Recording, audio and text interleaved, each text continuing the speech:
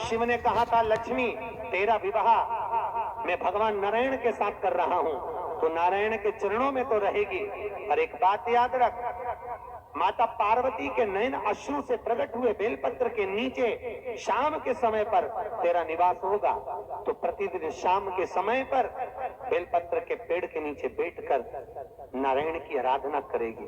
जो तेरे नाम का दिया बेलपत्र के पेड़ के नीचे लगाएगा, उसका घर संपदा से भर जाएगा। आज भी कहते हैं, दीपावली के दिन रात्रि के 8 बजे से 9 बजे के बीच में पीपल के पेड़ के नीचे जो घी का दिया और सरसों के तेल का दिया लगाता है, उसकी यहाँ संपदा की कमी नहीं आती।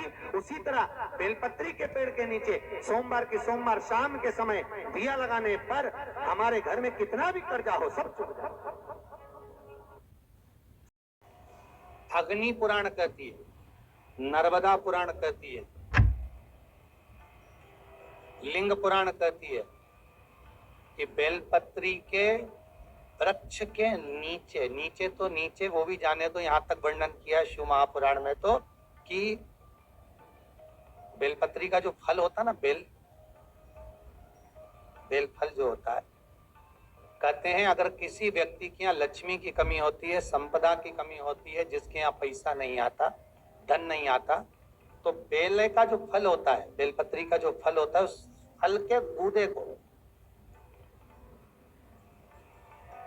बेलपत्री के फल का गुर्दा निकाल लो, सुखा लो, गाय के घी में उसको डुबो लो और शुक्रवार के दिन माता लक्ष्मी के लिए अग्नि में आहुति दीजिए।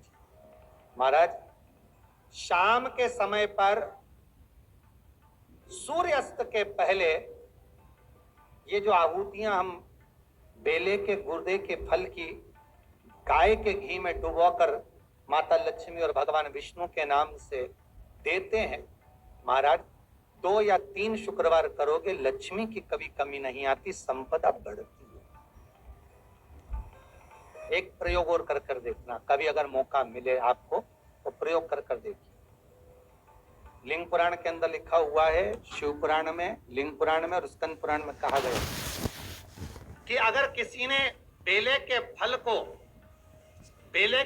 का अगर थोड़ा सा भी गुर्दा पाया है, बेले के फल को खाया हो या बेल का रस पिया हो या बेल के फल का जूस पिया हो, अगर वो व्यक्ति का अनायास किसी कारणवश प्राण भी छूट गए हो, तो शिव महापुराण की कथा कहती है कि 27 दिन तक वो बेल के फल का रस उसके नस नस में रहता है, तो उस व्यक्ति को यम नहीं छूते, वो कैलाश पर निवास करता है। मर भी जाता है तो अधोगति में नहीं पड़ता, नरक नहीं भोगता, वो बैकुंठ पद का कामी, बैकुंठ का निवास।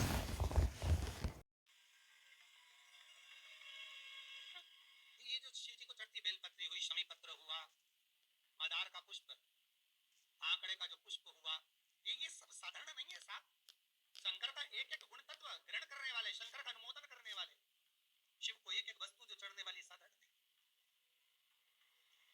शुक्रवार के दिन बेलपत्री के वृक्ष के नीचे बैठकर घृत का दिया लगाकर शरीर में जो रोग है उसका स्मरण करकर शंकर जी से विनय करकर, हे भोलेनाथ, आपने शुक्र देवता को संजीवनी मंत्र दिया है, तो क्या आप मेरे को वो मंत्र प्रदान नहीं करोगे?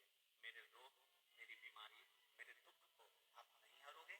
शिव से कहो, ये शरीर आपने दिया है और भजन करने के लिए दिया है, स्मरण करने के लिए दिया है, कीर्तन करने के लिए दिया है, तो संभालोगे भी आप। और बेलपत्री की ओर मुख कर घी का दिया लगाकर महामृत्युंजय मंत्र का स्मरण कर लेने पर धीरे धीरे धीरे धीरे धीरे धीरे वो रोग समाप्ति की ओर आता चलेगा। जो व्यक्ति के जीवन में कुछ थोड़ी सी उथल पुथल कर वो कार्य को सिद्ध कर देंगे। एक और बात ध्यान रखिएगा हमारे, जिस एग्जाम में आप बार बार बैठ रहे हो, बार बार परीक्षा दे रहे हो, बार बार इंटरव्यू दे रहे हो और जॉब नहीं लग रहा, परीक्षा में आप उत्तीर्ण नहीं हो रहे, तो भी अवधूतेश्वर महादेव का स्मरण आटे का दिया बनाकर उसमें 4 बत्ती रखकर शंकर मंदिर की चौखट में बीच में जलाकर उस दिया को अवधूतेश्वर महादेव से लगाकर आप इंटरव्यू देने के लिए जाइए, आप परीक्षा देने के लिए जाइए, उसका फल मिलेगा। अवधूतेश्वर महादेव, शंकर का स्मरण करने का मौका मिला है, इसलिए शिव के नाम का स्मरण कर अपने जीवन को सार्थक बनाने का प्रयास करें।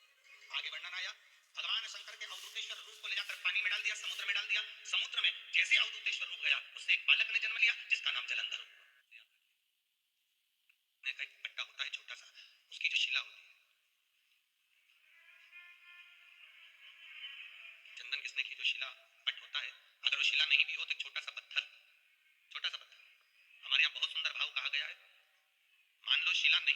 छोटा सा चंदन का टुकड़ा यदि तुम्हारे घर में है और तुम रोज प्रतिदिन, मान लो घर में घिसा हुआ डब्बी का भी चंदन है, तो भी घर की बहू, बेटी, बेटा, परिवार का कोई सदस्य घर के अंदर चंदन के उस पत्थर पर चंदन को अगर 7 बार, 5 बार, 4 बार या उसको 2-4 बार रगड़ देता है, तो उसके घर में कभी कर्जे का क्रम नहीं होता, कर्जा नहीं बढ़ता, कर्जे से मुक्त होता है।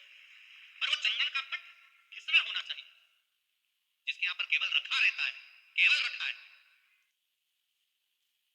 तो ये जो नसों में तकलीफ रहती है, लोगों को गठिया का दर्द रहता है, गठिया बाय हो जाती है, उसके लिए भी हमारे यहाँ शास्त्र कहता है, शिव महापुराण की कथा कहती है कि बेल का जो फल होता है वो 12 महीने शिवरात्रि आती है, 12 महीने शिवरात्रि को बेल का जो फल होता है उस फल को सुखा कर रख लो और 12 महीने की शिवरात्रि पर शंकर भगवान के शिव मंदिर में दोपहर के ठीक 12 बजे जाकर शंकर को समर्पित करो, 1 लोटा पानी चढ़ा दो, बेलपत्र समर्पित कर दो, उस बेल के फल को उठाकर लिया और उस बेल के फल को उठाकर उसका थोड़ा सा भाग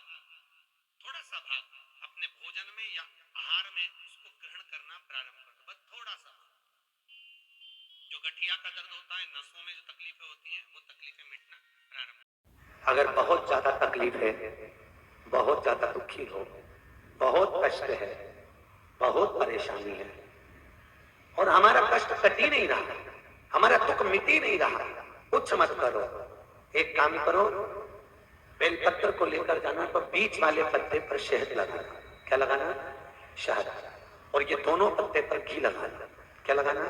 घी। और ऐसा केस बीच वाले पत्ते पर शहद और आसपास के दोनों पत्ते पर घी लगाना, लगाकर शंकर जी पे जल चढ़ाकर अपने मन की कामना कर शंकर भगवान का जो शिवलिंग रहता है उस शिवलिंग के सामने उसको ऐसे चिपकाकर और आ जाना। आप केवल 5 सोमवार करके देखो, आपका दुख तुरंत। शिवाय नमस्तुभ्यम। हर हर महादेव। दर्शकों, जैसा कि वीडियो में बताया गया है, प्रदीप मिश्रा जी ने बेलपत्र के पेड़ के नीचे एक घी का दिया जलाने से माता लक्ष्मी प्रसन्न होती हैं, क्योंकि बेलपत्र के नीचे माता लक्ष्मी का निवास होता है। ऐसे में अगर आप घी का दिया शुक्रवार की शाम को प्रदोष काल में एक दीपक जला देते हैं तो माता लक्ष्मी का आगमन आपके घर में होने लगता है। सभी तरह की परेशानियां और कष्ट से आपको मुक्ति मिलती है, कर्ज से मुक्ति मिलेगी, धन का आगमन आपके घर में होगा। वीडियो को ज़्यादा से ज़्यादा लाइक कीजिएगा, शेयर कीजिएगा। चैनल पर नए आए हैं, चैनल को सब्सक्राइब जरूर कर लीजिएगा। कमेंट बॉक्स में हर हर महादेव लिखना ना भूलिएगा। मिलते हैं नए वीडियो के साथ। श्री शिवाय नमस्ते।